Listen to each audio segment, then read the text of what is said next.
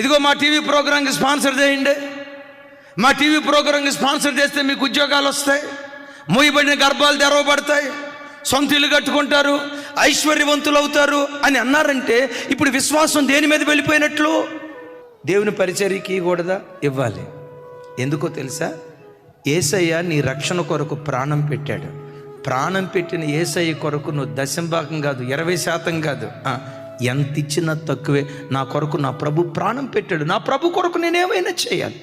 ఈ మనసుతో చేయాలి. కానీ టీవీ ప్రోగ్రాంకి స్పాన్సర్ చేస్తే పిల్లలు పుడతారని, టీవీ ప్రోగ్రాం స్పాన్సర్ చేస్తే ఉద్యోగం వస్తుందని, టీవీ ప్రోగ్రాంకి స్పాన్సర్ చేస్తే ఇల్లు కట్టుకుంటారని, ఇది విగ్రహ సంబంధమైన మూఢనమ్మకాలు.